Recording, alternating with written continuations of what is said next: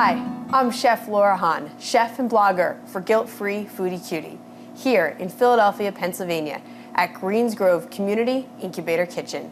I'm going to show you how to make spaghetti to use the next day.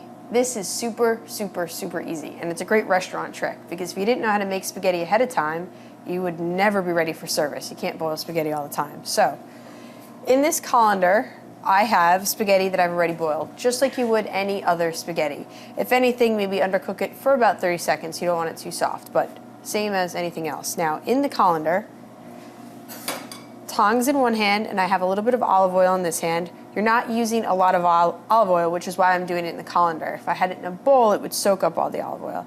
So just about, I would say 1 tablespoon of olive oil right on top of that spaghetti. And you just toss it around with your tongs. Makes it nice and slippery. And now all you do is grab a nice long Tupperware.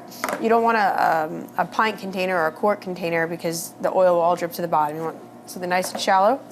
Take your colander, just pour your olive oil spaghetti in there. Perfect. You're gonna put your lid right on top. Stick it in the fridge, and when you take it out tomorrow or the next day, whenever you're going to use it, all you need to do to reheat it, get some boiling water on the stove, toss it in for maybe 10 seconds just to heat it through, take it out, strain it, and you have spaghetti. Again, I'm Chef Laura Hahn here in Philadelphia, Pennsylvania at Greens Grove Incubator Kitchen, and I just showed you how to make spaghetti for the next day. Enjoy.